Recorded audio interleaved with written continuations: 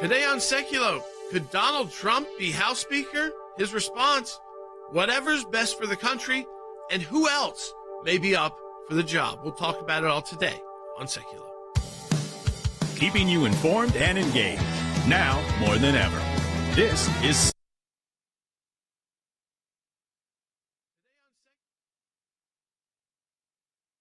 a little technical difficulty there. Folks, there is a ton to talk about today. You know, from the broadcast yesterday to the Sekulow Brothers podcast, it was very unclear, but it looked, as we were on the Sekulow Brothers podcast, that Kevin McCarthy was going, and he is gone. There is no Speaker of the House at the moment. This was interesting that came up, something we all didn't really pay a lot of attention to, but post 9/11, I think in a good move, to ensure that if there was ever another major attack on the U.S., and especially on our politicians, remember one of those planes wanted to target the U.S. Capitol, that there would be enough line of succession in place to keep the government functioning. But the list is secret. And we found out yesterday who was first. There's 6 people on the list, and they update it every year. And it was Congressman Patrick McHenry out of North Carolina. Interesting. You know him? Interesting there enough. He was the Students for Bush director within the George W. Bush campaign in 2000. I was the Students for Bush director in the George W. Bush campaign in 2004. So when I got that job, he reached out immediately to me and shared all his notes because between 2000 and 2004, there were some technological advances, but they were pretty slim. We were still doing a lot of real on-the-ground grassroots. So I do know him from the political world. I would say this, he's a great conservative, big on the budget. I don't think he's the type that wants to be, at this point, Speaker of the House. I don't want to put words in his mouth because I think he really likes getting into the budget details. That's why he's there. But again, I think it's good to have him there. He made that right time move. Let's not rush the vote. Let's take October 11th.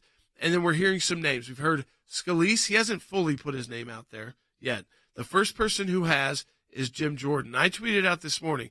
I said, basically, other than if President Trump, and I think Jim Jordan would probably agree with me, would take this job as Speaker, because you don't have to be in Congress, Jim Jordan would be my first choice. And I think Matt Gaetz would be pretty happy with that, too. The Democrats would be, that was the. Well, he wouldn't get any Democratic votes, but he doesn't need Democratic votes. I think he'd get every Republican vote. No, and I think Jim's very well liked. He's the chairman of the Judiciary Committee, which is probably the most powerful committee in the House. Stood up with us, the ACLJ. We've been friends of the ACLJ for 20 years. Yeah, we hosted some events with him recently. Life, the IRS, the two-tiered system of justice, going after the DOJ. Weaponization committee issues.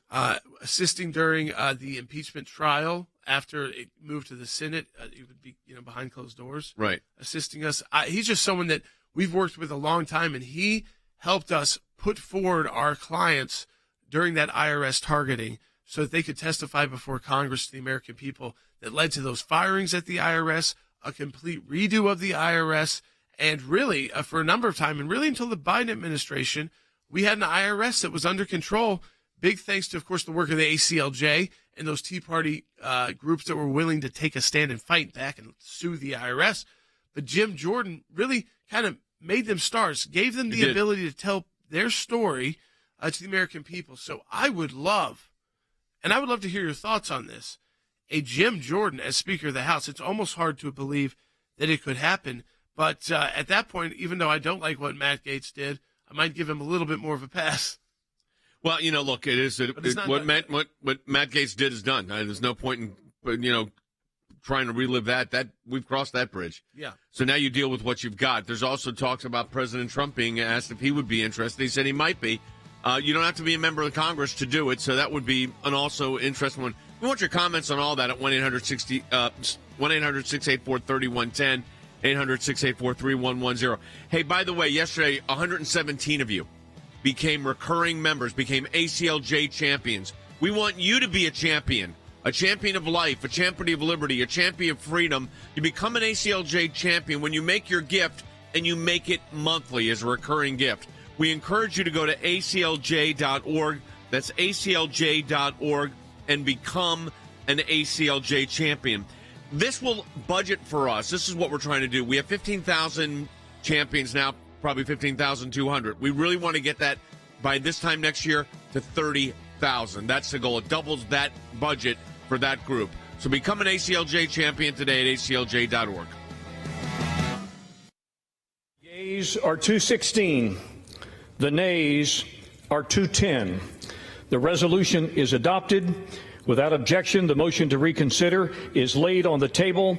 The office of Speaker of the House of the United States House of Representatives is hereby declared vacant.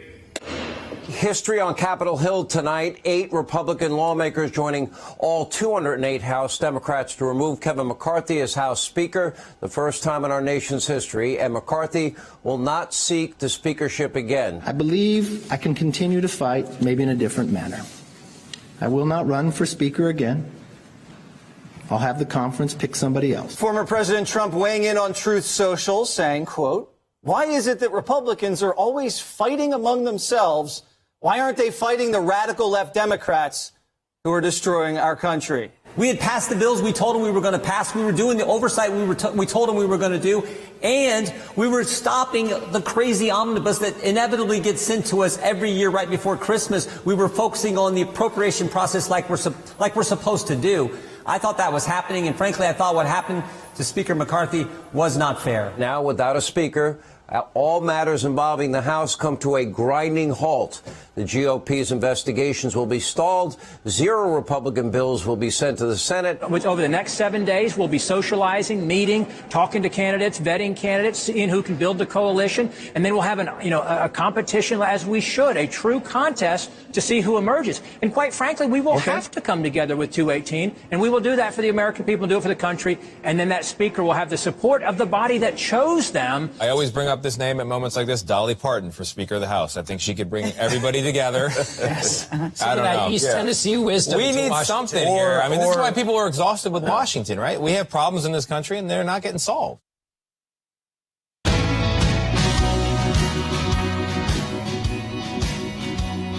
right, welcome back to the Two Sekulow. So day 3 of the Trump trial begins in New York. He decided to appear another time. Yeah. You know why?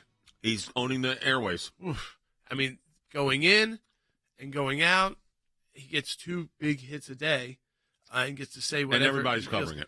What do you think about the gag order? I wanted to ask you about that because I don't like gag orders in general, especially when you're a public figure. It's a civil trial. I think that's ridiculous. Criminal trial is a little bit different because of due process concerns. What he was trying to show was that the whole system against him is a bunch of people with photos with all their Democrat friends. And here's what they can't be. This is what I think this judge is wrong. You cannot. This is what they should not be doing. They let the DA, or in this case the Attorney General, run her campaign. I'm going to get Trump. Right.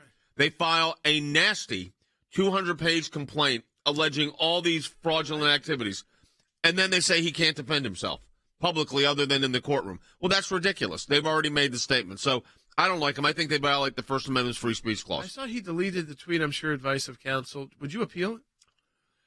I don't like gag orders. I don't like gag orders. I don't know if it means enough because I don't think he's going to be there that many more days. It was not real broad. It was very limited to court staff, and it involved everybody. Yeah. So it also Letitia James could also violate it. Right. But in general, it was aimed at Trump. I like the First Amendment. So do I. And I think if you're a public official, you've got to be able to defend yourself in the court of public opinion. So here's another question on the Kevin McCarthy thing. What does he do next? He's not running. We know that. You know, he's a successful business person. Very. Is he going to stay in Congress? I think he'll finish out his term, and that'll be it.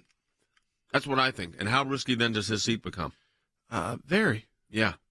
Any seat in California can become risky. There's only a handful of seats in California that are solid Republican. Usually you have to build that relationship that he's built over time to get independents to vote for you.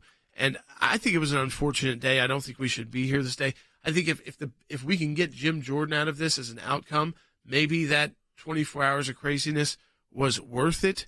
But I'm not sure Jim Jordan would even say that. Yeah. I think, again, because he's going to have to start from scratch with a year to go, and he's running a huge investigation. Right. At the Judiciary Committee and the Weaponization Committee, and then he's got to be Speaker, and they've got an impeachment inquiry going on. I mean, he'd have to triple his team. Yep. But let me tell you something. If you want a fighter, I mean, he might not win every battle. What would he do if Donald Trump said, because Donald Trump's indicated he might do it. What would he do? You know, I'd have to ask him himself. I would assume, because he's a big supporter of President Trump, that if President Trump really wanted that position and the votes were there for it, which, again, are they? I don't know yet. Those 10 people could be Nancy Mace, who voted against McCarthy. She's not a huge fan of Donald Trump. right.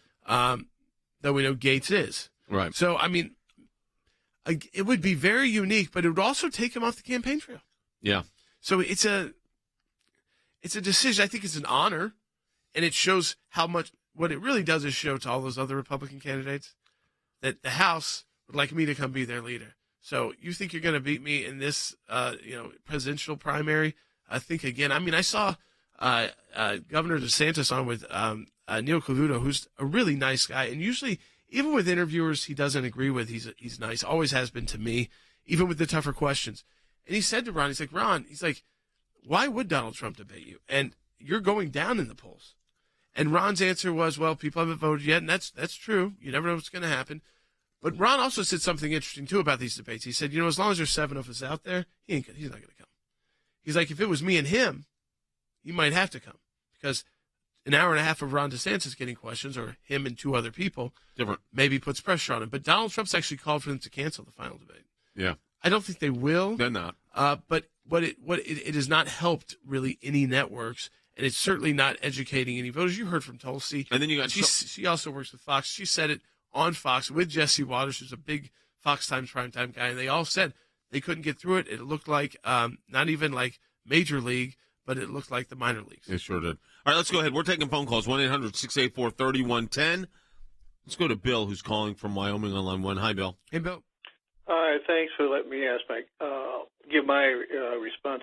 I kind of like the idea of Jim Jordan because I tend to, listening to him, I tend to think of him as maybe a Newt Gingrich 2.0. But I think we need to, now this is my own personal opinion, is I think we need to keep an eye on Gaetz. After what I've been seeing him going through. I'm not disagreeing with you, by the way. Why do you say that? I'm sorry? I'm not disagreeing with you on the Gaetz thing. Why are you saying it? I think he's trying to grab power or something. I mean, this kind of reminds me of what happened with McCain, and it just makes me nervous about the GOP. Bill, I think you're right. I think this is a power play by Matt Gaetz. He was successful. He got the speaker removed. I'm not happy about that, but you got to move on now, and they got to do it. But yeah, there's something else behind. It wasn't just a situation with his dislike of Kevin McCarthy. No. I mean, what we clearly know here is that he was willing. There was all these photos up, with him and Ilhan Omar. I mean, literally, you had Ilhan Omar smiling at him doing this, and he was on the side. He was talking to AOC. It's not him so much as a few of these others that joined him into this chaos. And again, if we can get this figured out in the next day or two, then we can move on. Politicians are politicians. I think Kevin McCarthy did the right thing by not trying to make a deal with Democrats. No one's ever going to be able to accuse him of that. He did not try to make a deal with Democrats to stay in power. He stuck to his principles. He lost it by about 6 votes. That's where it was. If it was 5 or more, he was going to be out, and it ended up around 10 or 11. So again, we're moving forward though now. It's interesting. You have no choice. You have to move forward. And there will not be votes until October 11th, which is not that far away. So we know the first official person who's put their name forward is our good friend, Congressman Jim Jordan. There will be others, certainly. But, again, you also want to look at people. You've got the Donald Trump thing hanging out there. I mean, there's a lot of interesting moments. Well, listen to what Donald Trump said. Let's play this. A lot of people have been calling me about Speaker. All I can say is we'll do whatever's best for the country and for the Republican Party. That's the right people. I think he's saying if it would be the best for the American people and the Republican Party. He's the leading candidate for the Republican Party. Putting him in Washington, D.C. full-time not campaigning, may not be the best place for him to be. That's kind of right. It's an honor to be asked. It's an honor that if he's getting that many phone calls. The third in line in succession to be if there's something happens to the president or vice president, you're it. But it also doesn't prevent, because we see that Menendez, it doesn't put a toll on all these cases. No, it does not. He'd be speaker, running for president, and dealing with lawsuits. Four criminal and 2 civil. Yeah, including having in the criminal case, you have to be there. Yeah. They can compel your attendance. All right, we're taking more calls. 1-800-684-3110. Susan's calling from Kentucky. Hey, Susan. Hello. I just have a couple of comments. First of all, I'm calling to say it's kind of disappointing that, I was shocked to see all this happen so quickly. And then having to delay a vote until next week, isn't that going to delay a lot of the work that they need to do on the bills and getting the budget done? Look, I do think it's going to create a delay, but I also think they need a week to get their house in order. I mean, there is not a unity candidate right now, as far as we can tell. No, I think that Jim Jordan, I haven't seen Matt Gaetz respond yet on Jim Jordan. I did see him respond on some other individuals, but it would be interesting to see, again, where is that group of 10? In my perspective, if you take Donald Trump out of it, which, again, I think would be a long shot, not that he wouldn't necessarily have the votes, but he's on the campaign trail, he's facing all these other issues. Like, do you want to add that to your weight as well? If Jim Jordan could be the Speaker of the House, the Democrats really miscalculated yesterday. And I would, in some weird way, it's a reverse from yesterday. I'd be thanking Matt Gaetz for what he did, because I don't think he'd want, I'm not sure this is what he thought would happen either. But again, we just don't know how this will all end up. It's a long time between now and the 11th, a week in politics, especially amongst Republican politics. That's a lot of wheeling and dealing when they're not on the floor and there's no other business being done. I think the reason Congressman Patrick McHenry did this is so the American people don't have to go through 5 days of watching them vote after vote after vote. So he's trying to do it that by the time they come back next week, there's going to be a vote, and that's going to be the Speaker. Yeah. Will that work? Remains to be seen, but I think it's a different strategy in the past to make it look less chaotic on Capitol Hill.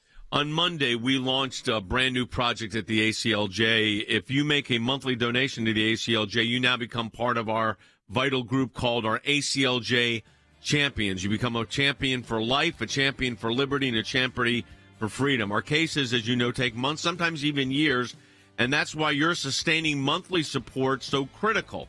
Today, for instance, Jordan has just cut a report that's going to be played before the UN's Human Rights Council on Israel.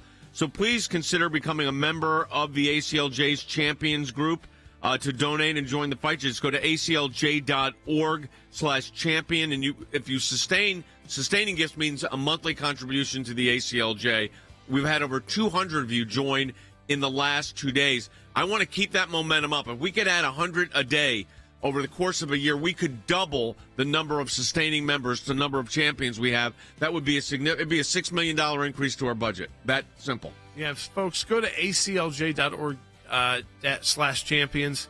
Make that recurring donation, whatever amount you can. It really supports our work. What does it mean to be an ACLJ champion? Becoming an ACLJ champion means joining us in the fight for liberty, in the fight for law, in the fight for peace, in the fight for freedom. The battles being fought in courtrooms right now will decide what kind of future our kids will have tomorrow. So when you join as an ACLJ champion, we now actually have a baseline to know what we can possibly accomplish. And look, the dream is vast. Being a champion means that you get to come alongside churches who are being zoned out of properties, who are being forced to obtain liquor licenses simply to operate, coming alongside students who are being told they can't read their Bible in school or even bring it. Becoming an ACLJ champion allows us to take on more cases internationally, in places where Christian persecution is happening on a daily basis. The need for the defense of these Christians is overwhelming, and we can't do it without you. Becoming an ACLJ champion means getting into a fight with deep state elites who are attacking our school children, who are attacking pro-life Christians. We have lawyers right now winning in courtrooms across the world, but none of it would matter without the ACLJ champions. Simply put, we don't win unless ACLJ champions continue to step up. We can't do what we do without you. By becoming a monthly donor, you can become a champion of life. A champion of liberty, a champion of freedom. Please join us. Please join us. Please join us. Become an ACLJ champion today.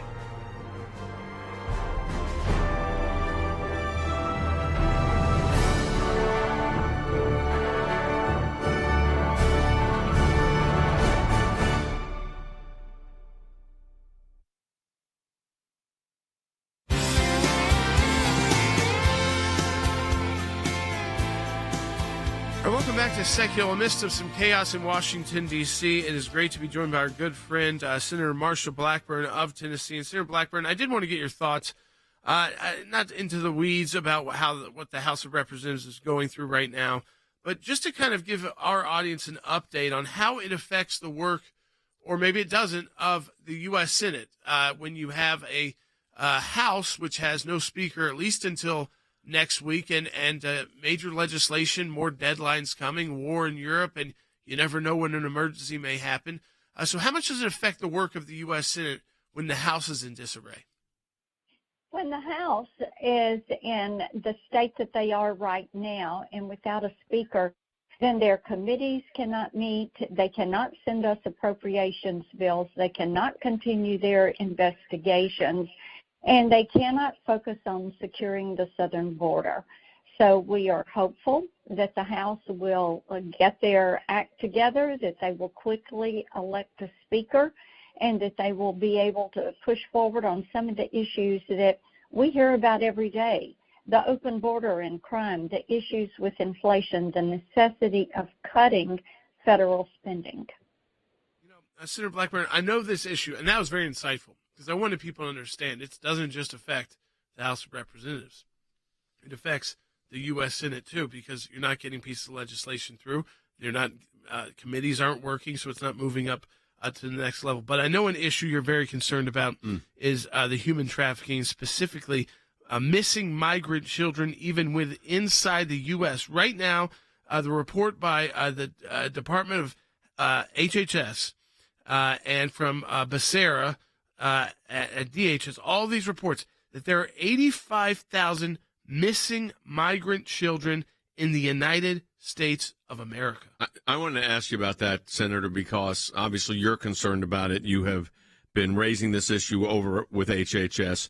But the idea that there's 85,000 that we know of missing kids floating around the United States somewhere, you have to assume a portion of those are in sex trafficking, which also involves drugs and everything else. It's horrific. It's a human tragedy. What's your sense of where we are on this, and what are we doing to combat it?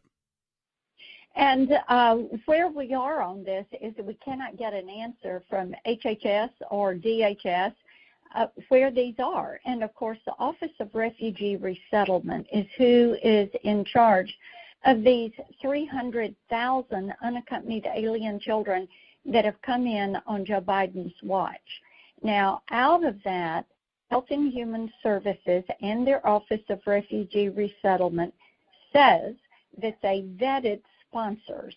They sent these children to vetted sponsors. Well, then we find out that they have loosened the requirements on vetting these sponsors. And because of a New York Times report, we were able to find out that there are whistleblowers, there are people in ORR and HHS that have highlighted that this is an issue. They chose these sponsors, and then they call back 30 days later to check on the children, and they can't find the sponsors or the kids. Now, some of these children have been found working in factories, working in meat processing plants. We don't know if these children are dead or alive. We do not know if they're working for gangs or if they're into drug trafficking or if they're, as you said, Jay, into sex trafficking. But we do know that there are individuals who now are not picking up the phone and saying, yes, the child is being cared for, they're being given health care, food, clothing, and education. All right, because the second part of my question is you specifically have asked HHS and DHS to respond to this crisis and set forth a plan. And it sounds like, and we're showing to our audience that's watching us on TV or on any of our social media platforms, the letter that you sent to Javier Becerra, the Secretary of HHS, Health and Human Services. And what was the response from that office? Well, they gave me the first letter I sent, and by the way, this goes back to March, and I sent the letter over after he could not answer that question in the hearing and said he was even unaware of this number. So I sent a letter asking for some specifics. And then I got back a letter in June that was about process. So I sent a letter back over to them to find out what they're doing to locate these children, because these children, we do not know their whereabouts. We do not know their condition. We do not know if they're being used as drug runners or if they're being used in labor gangs or if they've been forced into an MS-13 gang or if they're being put into a sex trafficking ring. And we know the cartels do this. The cartels have turned human trafficking into a $150 billion a year business. And we have talked to some of these women that came out of these cartel sex trafficking rings, and they would be raped repeatedly day after day after day. I wonder, I've been concerned about the human suffering aspect of this for years, for decades actually. And it seems like now it's reached a fevered pitch, and that the numbers that are staggering. When we say 85,000, by the way, that's 85,000 that we know of. Who knows how many it is? And these children are probably in very desperate situations. And these are young kids generally. So, Senator, I appreciate you raising this issue. I'm disappointed that HHS and the Biden administration comes back with their usual nothing. I mean, the Secretary of Homeland Security, Mayorkas, it's ridiculous. I would ask Senator, these people have children and grandchildren. How are they this heartless that they wouldn't care about these 85,000 kids? I mean, you think it'd be the top of their priority. How can they be that heartless in Washington, D.C., and play politics with this? It is astounding to me that in order to move these kids along and get them off their watch, they loosen and lessen the vetting requirements of who is going to take one of these children as a sponsor. And then we find out that this number cannot be found at all. And as you said, that is what we know. The other thing is, when you look at kids that are being presented with a minor, with an adult, but the adult has no papers on that child. Well, during the Biden administration, all of these people that brought a child to the southern border, there was a DNA test, a 45-minute DNA test, and it confirmed the familial relationship between child and adult. And the Biden administration said that takes too long, so they've eliminated it. Well, when we did the DNA testing, what we found out was fully a third of those children were being trafficked. Yep. So the number is even greater than the number that HHS cannot find. Senator, we appreciate you taking a stand on this. I want you to know our offices in Washington and our affiliates around the country are standing with you and do anything we can to help you on this. Thanks for bringing this to our attention and to the attention of our members and our audience. Senator Blackburn, thanks for taking the time with us today. Bye now. Folks, yesterday we launched something special. If you make a monthly donation to the ACLJ, you become part of a vital group, our ACLJ champions. Become an ACLJ champion of life, of liberty, and of freedom. Our cases take months, sometimes years, and that's why your sustaining monthly donations are crucial. Today, I'm making a presentation by video, because we're still in the weird time at the UN, on supporting Israel. Please become a sustaining monthly member of the ACLJ. Go to aclj.org/champion. Make it a recurring donation today. Some people think champions are born. That it's a title that requires something only a handful can ever possess. But being a champion only requires a decision. Choosing what is right. Even when the loudest voices in the room say it's wrong or that it can't be done. And then following it through, no matter the cost. It can be a difficult stand. But it's one any of us can make, including you. Including you. Including you. Including you. You can change things. You can make a difference. You can be a champion. We can't do what we do without you. By becoming a monthly donor, you can become a champion of life. A champion of liberty, a champion of freedom. Please join us. Please join us. Please join us. Become an ACLJ champion today.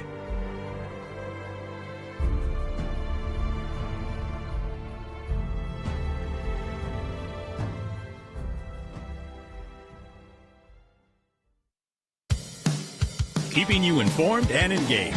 Now more than ever. This is Sekulow. And now your host, Jordan Sekulow. All right, welcome back to Sekulow. So, in history, the first time in history, a Speaker of the House has been removed by the motion to vacate the chair. It's easier to do that than ever before, but it has been done. Speaker McCarthy is no longer Speaker McCarthy, and he has announced he will not try and run again for this position. So there are names starting to pop up. Of course, Donald Trump's name is out there. He said, he would do what's best for the country. I could see him doing it if he wasn't running for president again.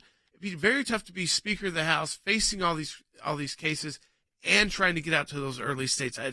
Again, it's a great bully pulpit. You'd be speaking, you'd be passing policy, but you wouldn't get a ton done because you still got to deal with the Democrats in the Senate and Joe Biden in the White House. It would be their worst nightmare. But I think another person who would be a pretty bad nightmare for him, too, is Jim Jordan. He is the first person to put his official name forward. And as of right now, if depending on who else goes forward, if I could vote, which I can't because I'm not a member of the House, that's where my vote would go. I agree. But we've got Jim calling in from California who doesn't think so. So, Jim, welcome to the broadcast. You're on the air. Yes, I understand that. And I could be wrong, but that Jim Jordan is against funding for Ukraine. Is that correct? No. I think he's concerned about how much we're funding Ukraine and the lack of accountability. He wants to know how it's being spent. Where are the weapons going? Whose pockets are the money going to? And I think that does not mean you're anti-Ukraine. That means you just want good accounting. Yeah, and I think if that becomes anti-Ukraine, then that's just like propaganda from the left. Okay, well, I hear it from some Christians that are generally against funding Ukraine. And I think Christians are on the wrong side of this. I have a nephew who's in the Army, and he just got back from serving in Europe. You can tell me exactly where, but he said it's very clear that Putin is evil, that what he's doing is evil, and that we need to stand up for the Ukrainians and support them. And I think that, including financially. And if you're against funding Ukraine, I think you're indirectly, you are. You're helping Putin, who's an evil guy. That's fair. I don't think he even said they're against funding Ukraine. Jim Jordan never said he's against funding Ukraine. We'll check that out. But they want accountability. Ukraine is notorious for its corruption. It is still, during this war, one of the most corrupted countries in the world. So when you're handing over... There are Democrats that are starting to say, wait a minute. Yeah, like if we give this guy $1 billion, where's it really going? Is it really getting to the front lines? So again, it's one thing you're talking about weapons actually being delivered to the front lines. We're talking about hard dollars into one of the most corrupt countries in the world that's under war. So their systems of government aren't functioning. We need great accounting. And I think that's what's been lacking to the American people is the Biden administration cannot account for exactly how this money is being used. And when they get asked about, when does this come to an end, the answer we get from Kirby, and it's just repulsive to me, is, well, it doesn't really matter because no U.S. troops are getting killed.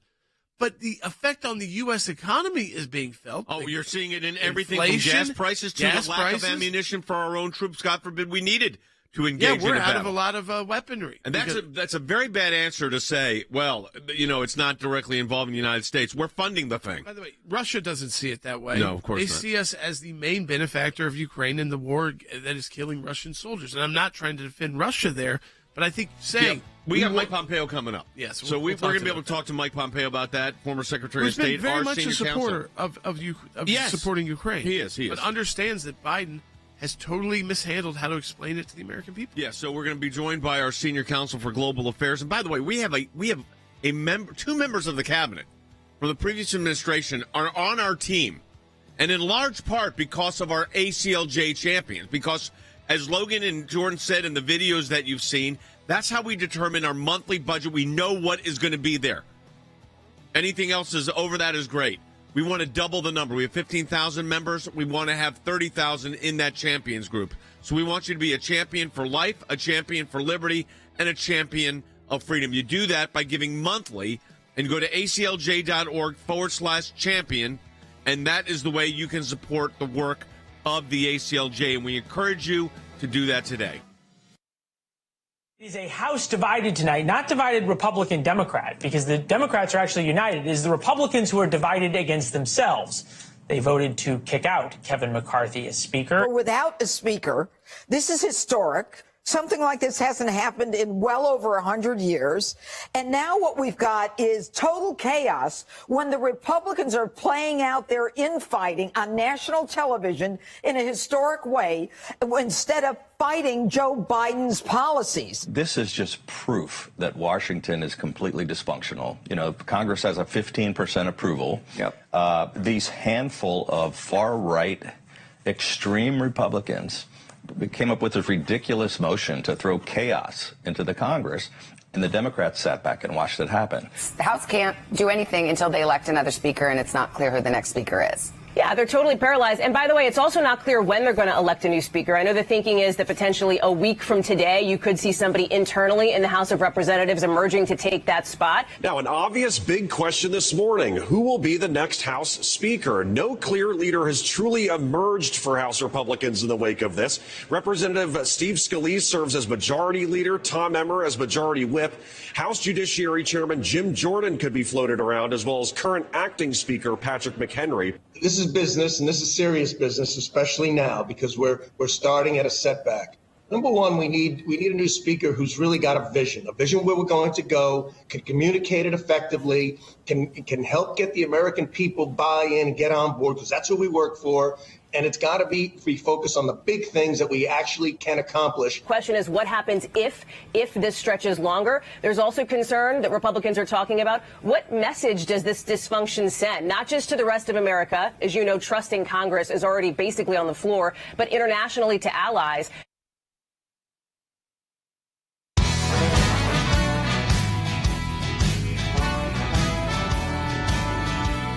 Welcome back to Sekulow. We're taking your calls. 1-800-684-3110. That's 1-800-684-3110. There are a lot of calls, again, because President Trump's name has been out there. So I'll take one of them, which I think is kind of funny, too. Tim in New York on line 2. Hey, Tim.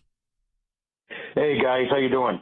Hey, listen, I was thinking, I can't imagine President Trump, if he's the Speaker of the House, he'll be standing behind Joe Biden at the next State of the Union address. And I was wondering how that will fare out. I just thought I'd share that with you guys. I just can't see him sitting there for the next, legislative session when, in fact, he's campaigning and he's going to be compelled to be in courtrooms. Yeah. But so I don't know how serious I want to take what he said in light of all of that. So, I think we got to take that a little bit with a grain of salt. Let's go to Fred, who's calling from Tennessee on line 1. Taking my call. I have two comments. One is I think Jim Jordan would be most excellent as Speaker of the House. But I would like to see Trump be Speaker of the House simply because he would drive the Democrats crazy. The problem is he's running for president, and he's going to have to go to criminal cases where he's going to have to attend. So I understand the poetic justice, but I think it would be difficult. Mike was going to be joining us by video. We've got him by phone because we're having some technical trouble. So welcome to the broadcast, Mr. Secretary. You were a member of the House of Representatives. A little chaos in your old stomping grounds yesterday. More than a little chaos. And the shame of the chaos is that it was created without a solution. That is, I'm all about breaking things. We did that in the Trump administration. Happy to do it. But you always have to do it with an eye towards what's the outcome that you're looking to achieve. And whether we like it or not, President Biden is sitting in the White House. The Senate has the vote and the next speaker. And I know all the folks who are thinking about it. I love Jimmy Jordan. He and I worked on the Benghazi report for months and months and months together. No Steve Scalise. These are all good, solid conservatives, people who would do the kinds of things that your listeners and viewers on the ACLJ would love and admire. But we need to focus on the folks who are causing the problems for us, and that is the progressive liberal wing of the Democrat Party. There are no moderates. They all voted in lockstep with Representative Gaetz, every one of them. Every single Democrat voted alongside Matt Gaetz, and that is incredibly telling. And so we, as conservatives, as people who believe in religious freedom and protecting the unborn, need to stop the infighting in a way that doesn't have an outcome that will get us what it is we're actually aiming at. I'm happy to throw plates at the wall, but at the end of the day, you got to make sure that you got a full set of china so that you can actually deliver for the American people. I mean, it seems to me like Secretary Pompeo, this is going to be a tough job for anyone to take following Kevin McCarthy because you've got the Gaetz types. It's like if you don't do exactly what they want on every position and they can keep getting Democrat support. The Democrats love this, and I guess he's just not figuring out that or doesn't care that Democrats love making the Republicans who are in the majority look like they're in disarray and look like they've got to now basically they didn't shut down government, but they've shut down the House of Representatives for a week to try and figure out who the next speaker will be. Maybe it will be someone that everyone likes and we'll kind of forget about it. But it also might be that we end up with some kind of consensus candidate that no one likes. And again, it was the idea, like you said, if you're going to start one of these plans, you've got to have the outcome as well. Matt Gaetz is just kind of now commenting on random people who are putting their names forward. He didn't come out there and say, we want McCarthy gone because we want this person in, and this is why. He had this, I guess, personal vendetta against McCarthy. It's politics. It's tough. McCarthy said he's not going to run again. I don't blame him for not going through that process again at all. But I think to the world, I always like to ask you that, to the world, this has got to look fairly absurd. There's no doubt they are wondering what the heck is going on. I almost used a bad word there. They're asking what the heck is going on, and not because the Republican Party moved too far right or what didn't have their hands on this in the right way, but because there's no process that actually achieves the outcome. I would have no problem if they thought that Speaker McCarthy wasn't getting them to the right place and they had a better way to get there. I'm untroubled by that. This isn't about people. I know Kevin. I like Kevin, but I know Jimmy Jordan. I like him. This isn't about personality. This is to your point, Jay and Jordan. We have to deliver these outcomes. I heard Representative Gaetz yesterday speaking about $33 trillion in debt. Well, I have not heard him yet articulate a vision for how to fix that problem set. Instead, he's grandstanding about people and folks who he doesn't trust. Tell me what your plan is and how to get the votes necessary, how to win elections in a way that can actually deliver that outcome. That's the task for those of us who have stood up and claimed the mantle of leadership. We don't get the luxury of just writing op-eds and pontificating. We actually have to deliver outcomes, and I don't think that Representative Gaetz has any idea how we're going to get this country back in the right direction, how we're going to go win elections, reduce the debt, and build what families all across America are demanding. So there's these reports also going on, Mike, that the Biden administration team is reportedly meeting secretly with the Saudis for what they're describing as a mega deal. And I would have thought the mega deal would have been having the Saudis, which you were prepared to execute as part of the Abraham Accords. That would have been a mega deal. What are you hearing about that, and what do you think about the approach they're taking to the Saudis? Because it's been on again, off again for his entire term, for Biden's entire term. Well, I'm happy that they're having what appear to be constructive conversations with the Kingdom of Saudi Arabia. That's a good thing for our soldiers, sailors, and airmen and Marines. If Saudi were to recognize the right of Israel to exist, it takes down the risk of war. It increases prosperity. Sign me up. I am all for that. I don't know how the Biden administration believes they can deliver that when they are cozying up to the country that is threatening the Kingdom of Saudi Arabia, that is Iran, right? They gave them $6 billion. We now learn that there was at least an influence operation that was inside the Biden administration from Iran. Maybe they were spies. Maybe it was part of their intelligence organization, but there's no doubt that Rob Malley was connected to an Iranian influence operation. When the Emiratis or the Kuwaitis or the Israelis or the Saudis see that, boy, they have to worry if America's got its head on straight. And it is hard to do a mega deal when you have decided that you have to balance Iran with the Kingdom of Saudi Arabia. We were pretty clear. We knew who our friends were in the region. We knew when things went bad, who would be with us and who would be against us. And the Kingdom of Saudi Arabia was most certainly going to be with us. It's interesting. We've had an office in Jerusalem for decades, and we've done a tremendous amount of work in the Middle East. I think I look at the Abraham Accords, which obviously we're vitally involved in and negotiating, because that was, of course, the most historic moment in modern Israeli history, if the Israelis, from the Israeli perspective. And I think it was also one of the most significant moments for those participating Arab countries that also agreed to participate and become part of the Abraham Accords. It was historic. Saudi Arabia was close. I mean, you were in those negotiations. How important would it be to have Saudi Arabia as part of the Abraham Accords? Jay, it'd be game-changing, world-changing, Middle Eastern-changing for sure. I am confident that one day we will get there. I'm confident that Mohammed bin Salman, who is truly bringing the kingdom towards modernity each and every day, I am confident that they want to get there. We have to help them create the conditions where they can do it. It would create enormous prosperity for the region. It would push back against Iran. You had an office in Jerusalem. I'm confident your people went to work every day, unworried about incoming artillery or a missile from Saudi Arabia, but rather worried about one from Iran. This would be game-changing. Yeah, no, I appreciate it. Thanks, as always, for your insight and your expertise. It really makes a lot, and we're thrilled that you're part of our team here at the ACLJ. Senior Counsel for Global Affairs, Mike Pompeo. This, folks, again, it points exactly to what I'm talking about.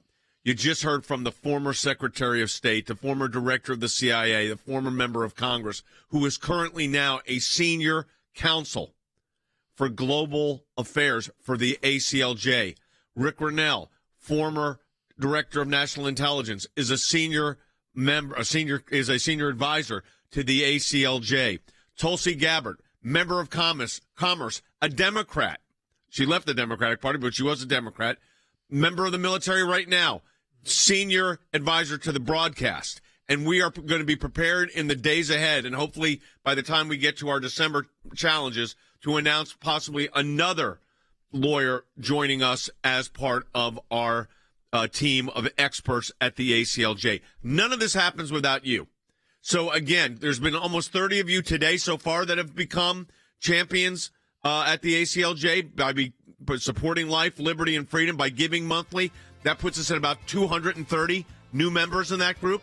My goal, if we could do 80 to 100 a day for a year, folks, it would radically change our capacities to do more and more work. We want to encourage that to happen. More and more cases are coming in as you see the left is getting more radical at the workplace, in schools, every aspect of life, and we're getting calls daily. What can I do? What can I say? Am I going to lose my job if I say this? Am I going to lose my job if I don't do this?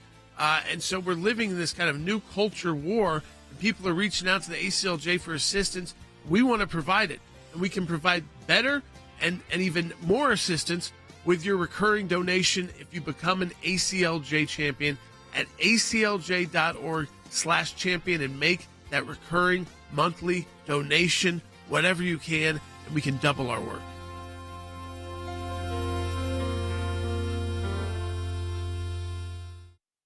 Trump is under a number of indictments. His trial is going on in New York right now as we speak. And I got to tell you, there's a lot going on, and I am not a legal guy, so I get really confused really fast.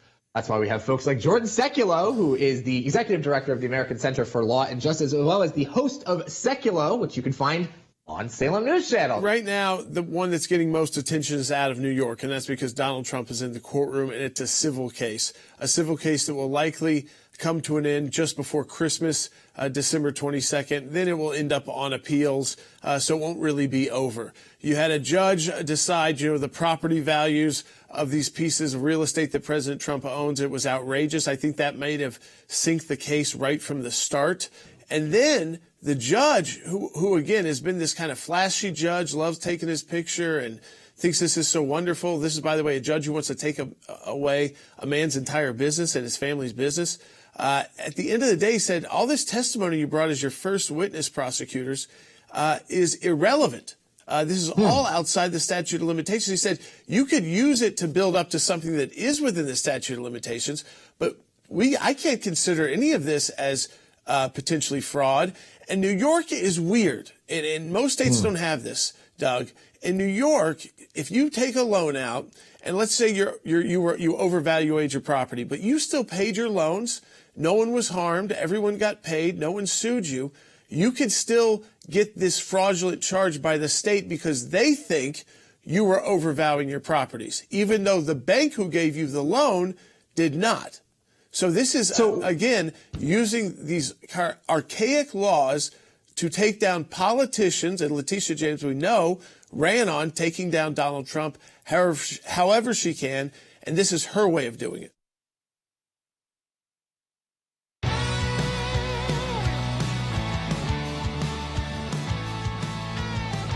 All right, welcome back to Sekulow. We are taking your calls to 1-800-684-3110. That's 1-800-684-3110. I did want to take this call from Melissa in South Carolina because I think it's interesting, too, because Jim Jordan is a busy guy. He's been a busy guy as long as I've known him on Capitol Hill, trying to get to the bottom of government corruption and these attacks on the American people. Melissa, welcome to Sekulow. You're on the air. Hey, good afternoon, Jordan. Thanks for taking my call. Back in January, Jim Jordan didn't want to be speaker. We saw him be voted, and he kept declining. Now he may potentially put himself up there. But what happens to these committees that were created if we don't get a speaker that supports those committees that Kevin McCarthy created? No, that would be a disaster. I mean, if you got to speak, I don't see that as realistic because I don't think they would get put in place. Jim Jordan initially did not want it because he really wanted to focus on the weaponization issue, which he has, like a laser beam. We have clients that we represent in front of those committees. He's now put his name up for speaker. There'll be others that you're going to hear about in the days ahead. Interesting, though, Melissa. Let's say he did become Speaker of the House, right? So he might not be chair of those committees anymore. When you're Speaker of the House, your staff quadruples. Yeah, you can get a lot done. He would be able to make sure that committee had as many resources and as much staff. They could start recruiting staff from all across the country, from the best law schools to the best forensic accountants to the best teams, because he'd be the Speaker of the House. So not only could he could double the power of the Oversight Committee with Comer, of the Financial Affairs Committee by Jason Smith, of the Judiciary Committee and whoever the next chair there, of the Weaponization Committee. So as Speaker, he could even have a greater influence. I know that you like seeing him lead those committees, and he could be a unique speaker that sometimes does participate. There's not rules in place that say he can't show up to a hearing and ask questions. So I think we get used to that, and that's because speakers usually just don't have that time.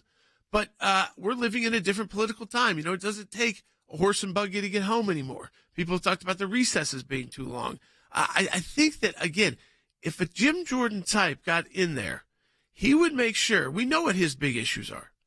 His big issues are the weaponization of the federal government, the border, and our national security, the economy. He would make sure that those people would be empowered with more resources than he has today in his own committee. I think he would make sure whoever led it would even have more power and a better team. So I'm not as concerned about that if he did become Speaker of the House, because those are issues he certainly cares about. It would be a big shift, Ed, in the House to move someone like a Jim Jordan up to Speaker. It would be the first time a more grassroots fighter took over the Speaker of the House. Yeah, I mean, this is a Tea Party guy, came in through the Tea Party. We've known him for over a decade. We've worked very close. It'd be great for the ACLJ, and I think great for the country. Straight talker, so, yeah, we'll fighter. See. There'll be other names I'm sure are going to come up as well, but no, I think he'd be great. Let's take another phone call. Sure. We'll kind of dance around different. Richard's been holding on for 45 minutes. Thanks, Richard. You're on the air. Yeah, the Trump becoming Speaker is really a problem for me. I don't see any reason why he should even consider becoming Speaker if it wouldn't help him postpone the indictment. I feel that it would just hinder him and his attorneys from preparing for these indictments with everything he has on his plate. I think it's just ludicrous that these. No, I think I don't disagree. I think it would be a distraction at this point because in those criminal cases, the civil case that he's been attending, he doesn't have to attend. Yep. But the criminal cases, he's going to have to attend, and they're starting in March. And he's also running for president. I agree. There'd be some poetic justice maybe, but I think that the reality is not the best way, not the best use of his time right now. I think he likes, he's poking everybody, saying, you know what, all these Republicans would love to have me come down to the House and be your leader. And how would the Democrats like that to have to deal with Donald Trump every day of their life, not down the street at the White House, but in their face in the House of Representatives. And so I think, again, playing a little bit of that, I think that's a very unlikely scenario because he's leading in the polls to be the next Republican candidate. He's got all these other issues to fight. As long as he's fighting those issues, his poll numbers go up. I don't think his poll numbers go up when he's fighting about getting continuing budget resolutions, Dad. I mean, that's just the truth. And that's something Jim Jordan has to consider. You know, what he does in Congress is very popular with the grassroots. So he, by himself, putting himself out there to become speaker, he realizes you get criticized a lot more because you're not just the head of the weaponization committee that's very popular or investigating the Bidens and the DOJ and FBI corruption and listening to whistleblowers. That's very popular among conservatives. You got to get budgets passed. You got to do things that people get really upset about on your side of the aisle if they don't get everything they want. But he's been in Congress long enough, and I think he's a tough guy. And again, it's going to take somebody.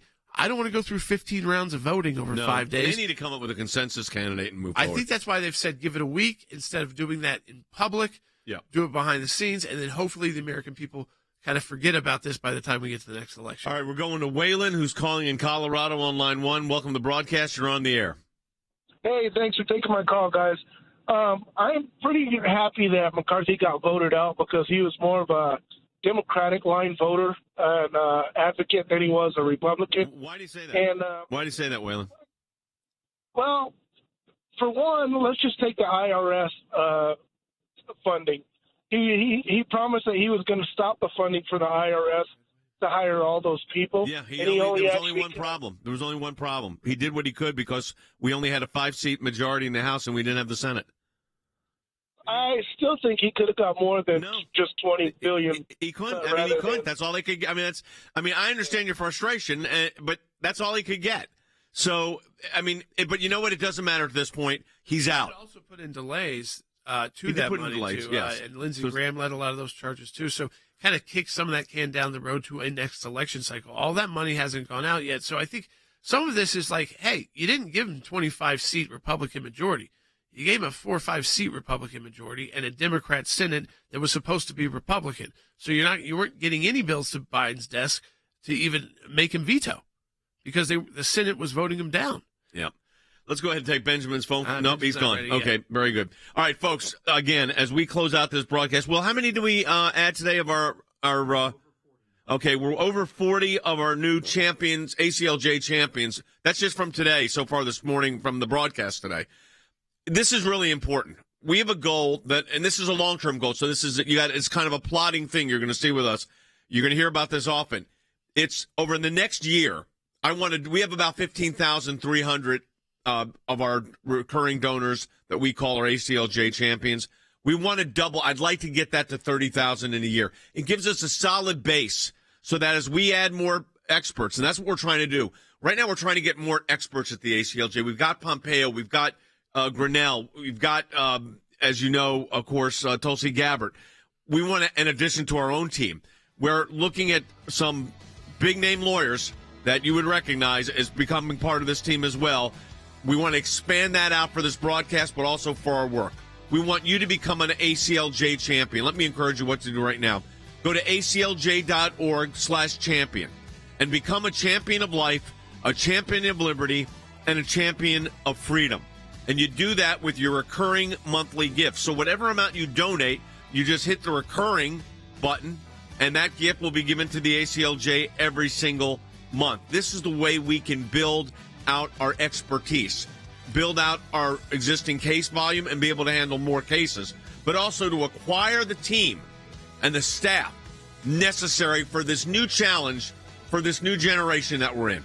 And we encourage you to become an ACLJ champion today at aclj.org/champion. We'll talk to you tomorrow.